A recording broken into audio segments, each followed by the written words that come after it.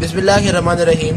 Guidance number 6 की part 1 की video start करते हैं। सबसे पहले इंट्रोडक्टरी पैराग्राफ में उन्होंने ये बताया कि बॉडी का 40% जो है वो स्केलेटल मसल्स बना रहे होते हैं और 10% स्मूथ मसल और कार्डियक मसल भी बना रहे होते हैं। ठीक है, ये चैप्टर स्केलेटल मसल से कंसर्न है। तो स्टार्ट करते हैं। सबसे पहले देखिएगा मसल फाइबर क्या होता है। बेसिकली जो मसल सेल होता है वो चूँकि बाकी बॉडी के सेल से थोड़ा सा मुख्तलिफ सेल है, इसलिए हम उसको मसल फाइबर कहते हैं। जिस तरह किडनी के सेल को आप नेफ्रॉन कहते हैं या नर्वस सिस्टम के सेल्स को आप न्यूरॉन कहते हैं, इसी तरह मसल के सेल को हम मसल फाइबर कहते हैं।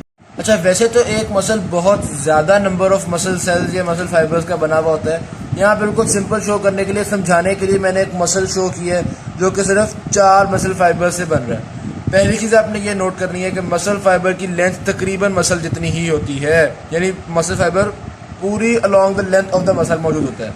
ठीक है, पहले चीज़ आपने ये देख ली। अब मसल फाइबर की जो सेल मेम्ब्रेन होती है उसको हम कहते हैं सार्कोलिमा। यहाँ पे मैंने एक इंडिविजुअल मसल फाइबर शो किया हुआ है जिसमें आप देख सकते हैं एक तो रेड वाली प्लाज्मा सेल मेम्ब्रेन ही मौजूद है और इसके बाहर एक कोट होता है, आउटर कोट होता है इस मेम्ब्रेन के ऊपर जो कि पॉलीसेकेराइड्स वगैरह से बना हुआ होता है। ब्लू कलर का मैंने वो आउटर कोट शो किया हुआ है। तो ये आपके पास सार्कोलिमा होता है। एक और चीज़ देखिएगा कि जो मसल फाइबर्स का आउटर कोट है ना, वो आप देख सकते हैं कि साइड पे टेंडन में जाके कनेक्ट कर रहा होता है इस मसल फाइबर को। ठीक हो गया। तो पहले आपने देख लिया ज़्यादातर मसल फाइबर जो होते हैं उनकी लेंथ पूरे मसल जितनी होती है। फिर सार्कोलिमा का कॉन्सेप्ट भी हमने देख लिया। नेक्स्ट आता है ये एक्टिन मायोसिन फिलामेंट्स वगैरह यानी मायोफिब्रिल्स क्या होते हैं।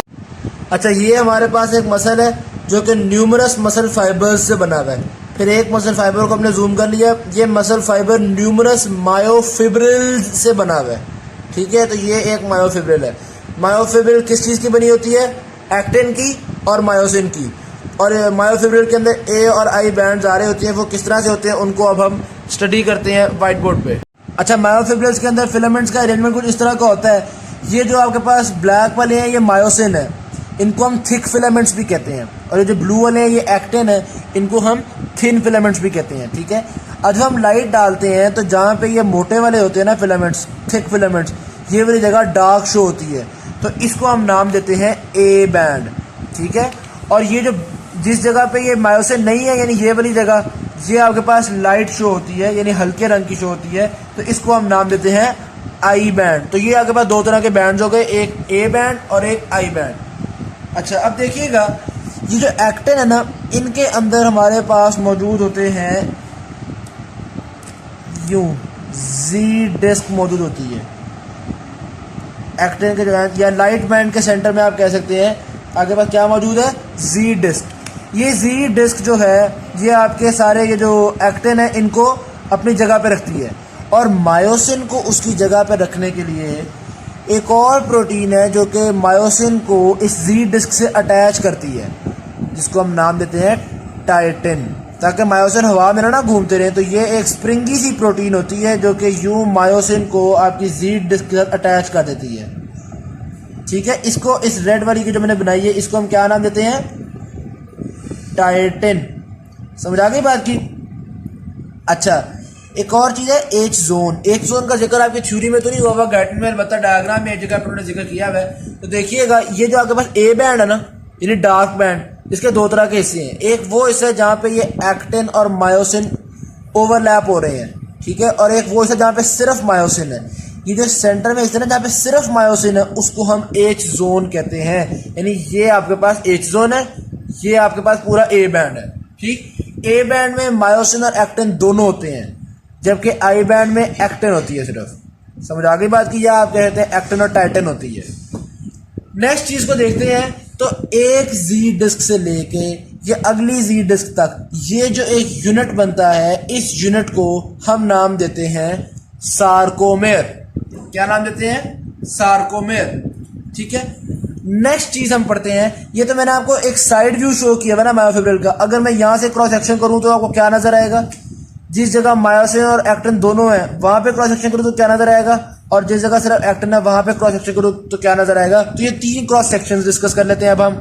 ये आप देख सकते हैं इस क्रॉस सेक्शन में सिर्फ मायोसिन वाली जगह क्रॉस सेक्ट किया तो ये आपके पास मायोसिन फिलामेंट्स नजर आ रहे हैं। ठीक है, यहाँ पे मैंने जब क्रॉस सेक्ट किया तो आपके पास एक्टिन है और टाइटिन है। ठीक है। तो ये आप देखते हैं ब्लू वाली एक्टिन आ रही है और रेड वाली थोड़ी सी टाइटन भी आ रही है। या अगर आप टाइटन, कुछ क्रॉस सेक्शन टाइटन के बगैर बनी हुई है, कुछ टाइटन के साथ हैं, बगैर देखेंगे तो आप सिर्फ एक्टिन नजर आएगी। ठीक है। और ये वो जगह है जहाँ पे एक्टिन और मायोसिन ओवरलैप हो रहे हैं। ठीक है। इस पे आपने गौर करना है। अगर आप देखें हर मायोसिन फिलामेंट के इर्द गिर्द 6 एक्टिन फिलामेंट्स हैं, 1 2 3 4 5 6। ठीक है। और हर एक्टिन के इर्द गिर्द कितने मायोसिन है? 3। ये देखें इस एक्टिन के इर्द गिर्द ये 3, इस एक्टिन के इर्द गिर्द ये 3, इस एक्टिन के इर्द, हर एक्टिन के इर्द गिर्द आप देखते हैं 3 मायोसिन है। ठीक है। तो एक्टिन के इर्द गिर्द 3 है, जबकि मायोसिन के इर्द गिर्द 6 एक्टिन है। तो अगर टोटल नंबर हम देखेंगे तो जितने मायोसिन है उससे डबल नंबर ऑफ एक्टिन आपके पास मौजूद होते हैं। ठीक हो गया। तो ये आपने स्ट्रक्चर देख लिया सारा।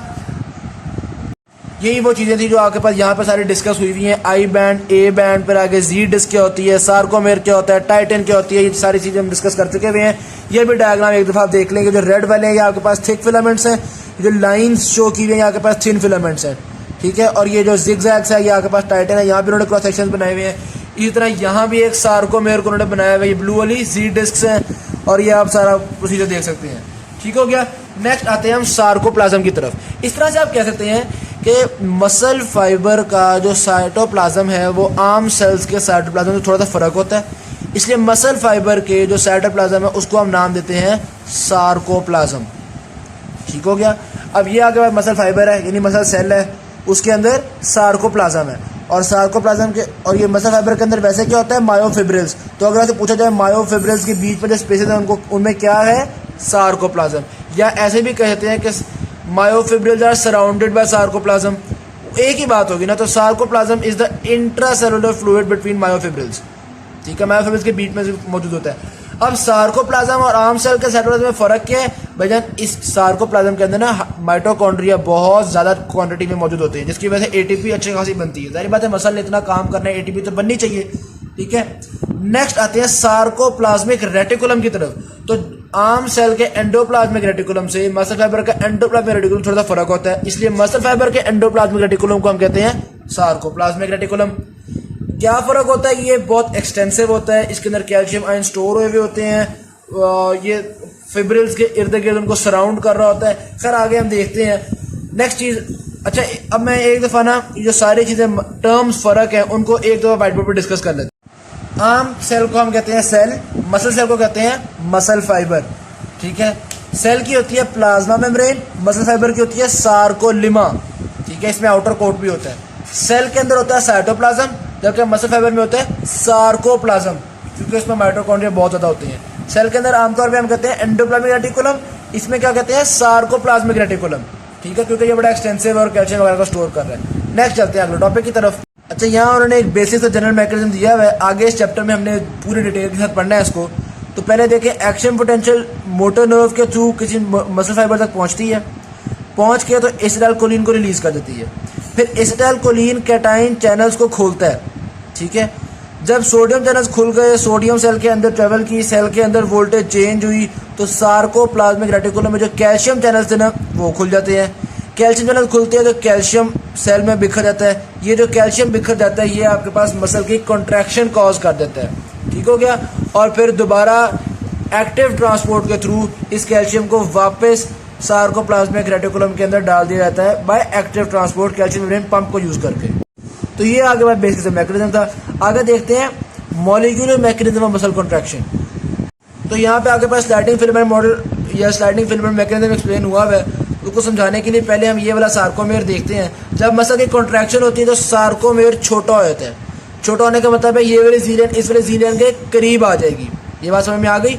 जब ये करीब आएगी तो जो एक्टिन मायोसिन की ओवरलैपिंग थी वो इंक्रीज कर देगी, यानी इस तरफ का एक्टिन इस तरफ के एक्टिन के करीब जाएगा। ये भी हो सकता है कि ये वाला एक्टिन इधर के एक्टिन को ओवरलैप कर जाए। ठीक है। जैसा कि इस डायग्राम में उन्होंने शो किया हुआ है।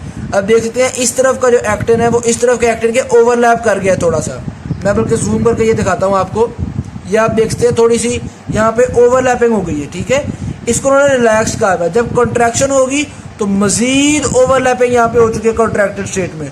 और कॉन्ट्रैक्टेड स्टेट में आप देख सकते हैं लाइट बैंड तकरीबन ख़त्म ही हो गया, यानी ऐसी कोई जगह रह ही नहीं गई जहाँ पे सिर्फ एक्टिन हो। यहाँ पे फिर यहाँ पे पतला सा लाइट बैंड है। ठीक है। लेकिन नीचे कॉन्ट्रैक्शन में तो लाइट बैंड सिरे से ही ख़त्म हो गया है। तो ये चीज़ आपने देख ली रिलैक्स्ड और कॉन्ट्रैक्टेड में। ये करने वाला है कौन, कॉन्ट्रैक्शन कॉज कौन करता है, कैल्शियम आयंस आते हैं, एटीपी यूज़ होता है, ये चीज़ें तो हमें पता है। यहाँ पे उन्होंने बस ये बेसिक सी बातें बताई हुई हैं। अब हम मॉलिक्यूलर कैरेक्टरिस्टिक्स को स्टडी करेंगे, यानी ये जो एक्टिन और मायोसिन पढ़ा था ना, इन एक्टिन और मायोसिन की हमने तय में घुस जाना है, इसको हमने शदीद डिटेल में डिस्कस करना है। ठीक हो गया।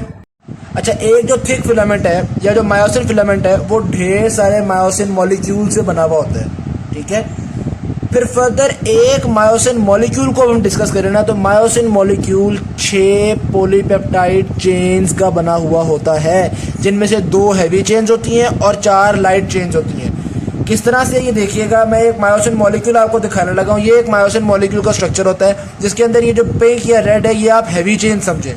ये 2 हैवी चेन्स हैं, ये एक दूसरे के इर्द गिर्द ट्विस्ट हुई हुई हैं। ठीक है, और फिर एक हैवी चेन ने एक हेड फॉर्म कर दिया, दूसरी हैवी चेन ने दूसरा हेड फॉर्म कर दिया।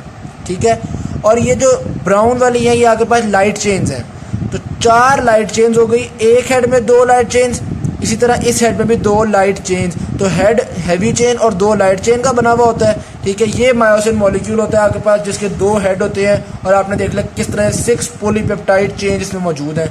ठीक हो गई बात। ये मायोसिन मॉलिक्यूल का स्ट्रक्चर यहाँ पे डिस्कस हुआ था। फिर गाइटिन की डायग्राम भी देख लें, यहाँ पे उन्होंने शो किया हुआ है मायोसिन मॉलिक्यूल।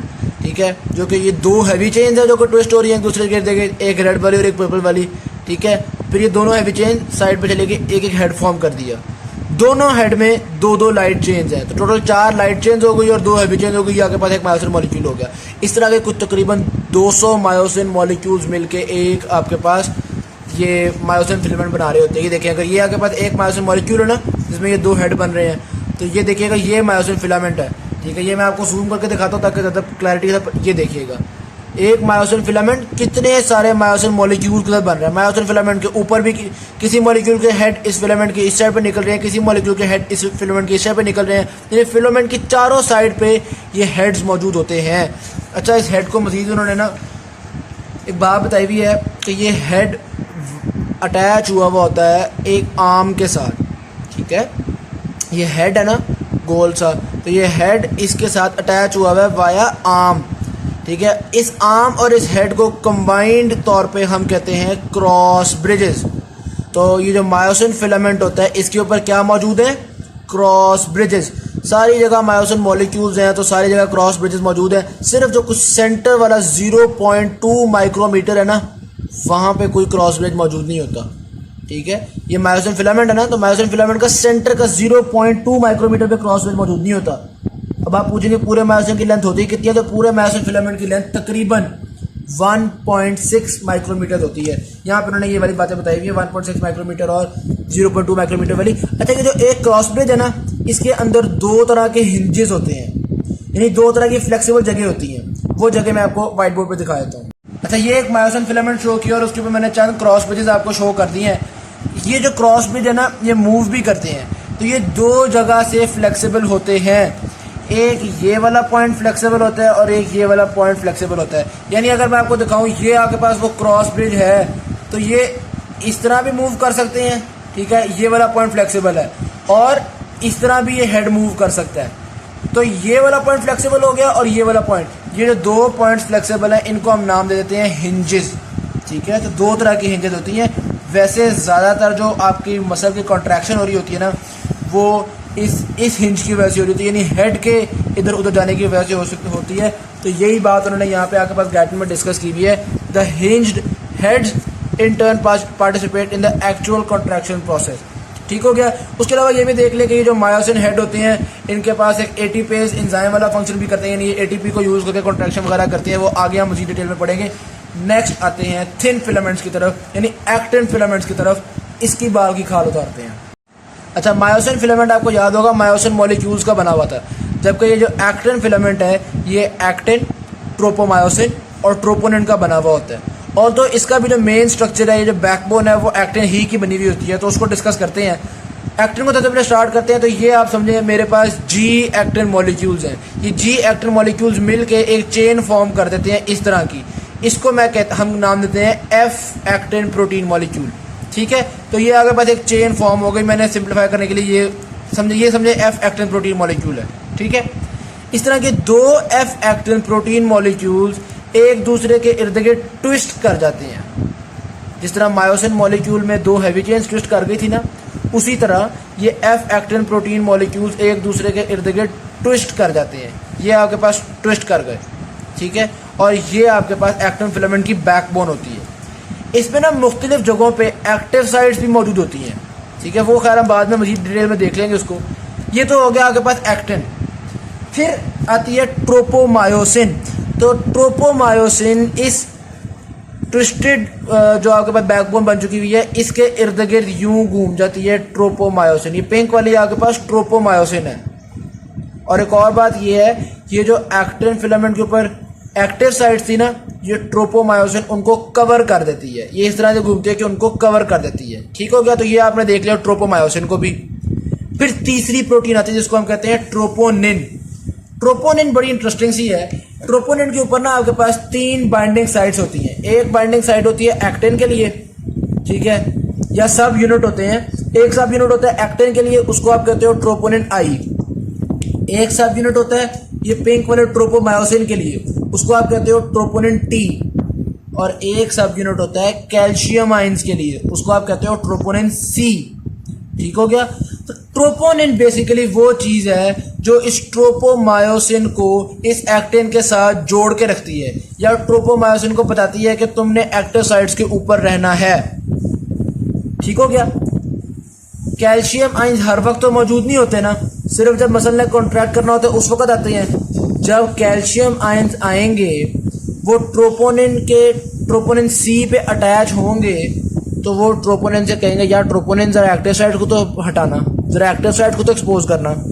तो ट्रोपोनिन इन कैल्शियम आयंस के अटैच होने की वजह से ट्रोपोमायोसिन से कहेगा कि ओए साइड पे हो, एक्टिव साइट्स को एक्सपोज कर दो। एक्टिव साइट एक्सपोज हो जाएंगी और आगे बाद मसल की कॉन्ट्रैक्शन हो जाएगी। ये गाइटन की भी एक दफ़ा डायग्राम देख लें, इसमें भी उन्होंने शो किया हुआ है। ये जो आपके पास बॉल्स हैं, ये आपके पास ट्रोपोनिन कॉम्प्लेक्स है। लाइट पिंक वाला आपके पास एक्टिन है, ठीक है। उसके ऊपर ये जो ब्लैक शो किए हुए हैं, ये एक्टिन के ऊपर एक्टिव साइट्स हैं, ठीक हो गया। डार्क पिंक वाला आपके पास ट्रोपोमायोसिन है, ठीक है। तो ये एक्टिन फिलामेंट का बेसिकली स्ट्रक्चर था। आगे इंशाल्लाह हम मज़ीद डिटेल में मैकेनिज्म ऑफ कॉन्ट्रैक्शन को डिस्कस करेंगे। तो वीडियो अच्छी लगे तो शेयर जरूर कीजिएगा, चैनल को सब्सक्राइब कीजिएगा। कोई भी कन्फ्यूजन है कमेंट सेक्शन में जरूर पूछ लीजिएगा। Thank you very much. अल्लाह हाफिज़।